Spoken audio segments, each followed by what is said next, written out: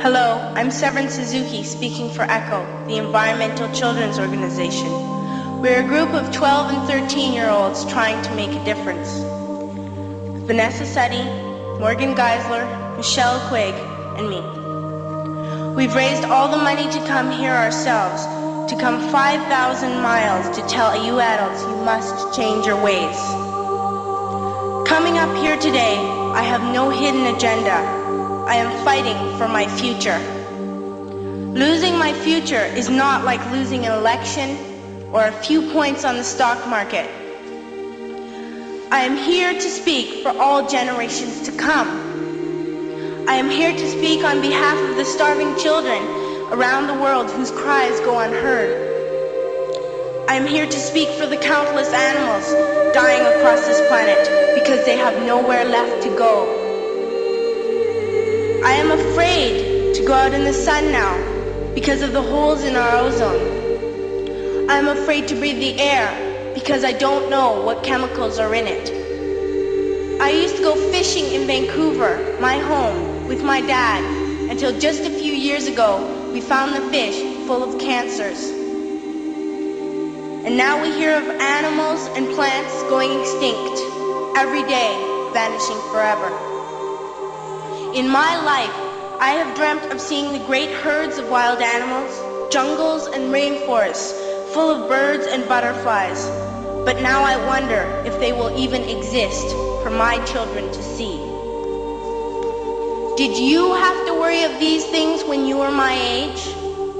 All this is happening before our eyes, and yet we act as if we have all the time we want and all the solutions.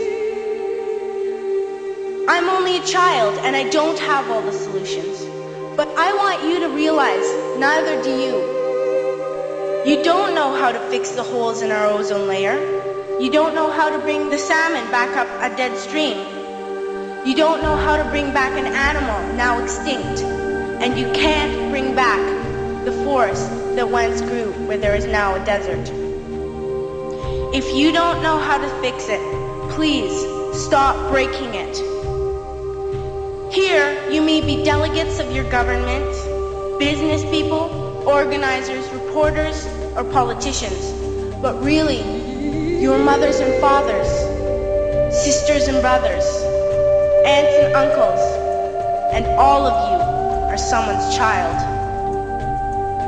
I'm only a child, yet I know we are all part of a family, 5 billion strong, in fact, 30 million species strong. And borders and governments will never change that. I'm only a child, yet I know we are all in this together and should act as one single world towards one single goal. In my anger, I am not blind, and in my fear, I am not afraid of telling the world how I feel. In my country, we make so much waste. We buy and throw away, and yet northern countries will not share with the needy. Even when we have more than enough, we are afraid to share. We are afraid to let go of some of our wealth. In Canada, we live the privileged life, with plenty of food, water, and shelter. We have watches, bicycles, computers, and television sets. The list could go on for 2 days. 2 days ago, here in Brazil, we were shocked when we spent time with some children living on the streets. This is what one child told us. I wish I was rich. And if I were, I would give all the street children food, clothes, medicines, shelter, and love and affection. If a child on the streets who has nothing is willing to share, why are we who have everything still so greedy? I can't stop thinking that these are children my own age, that it makes a tremendous difference where you are born. That I could be one of those children living in the favelas of Rio.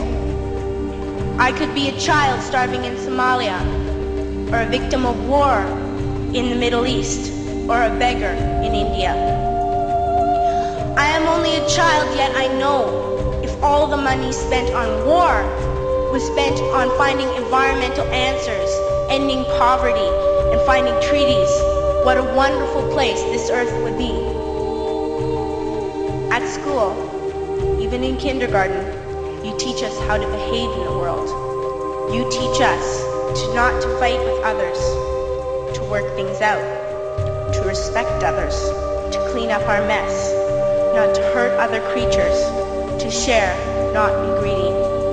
Then why do you go out and do the things you tell us not to do? Do not forget why you are attending these conferences, who you're doing this for. We are your own children. You are deciding what kind of world we are growing up in. Parents should be able to comfort their children by saying, everything's going to be all right. It's not the end of the world, and we're doing the best we can. But I don't think you can say that to us anymore. Are we even on your list of priorities? My dad always says, you are what you do, not what you say. Well, what you do makes me cry at night. You grown-ups say you love us, but I challenge you, please, make your actions reflect your words. Thank you.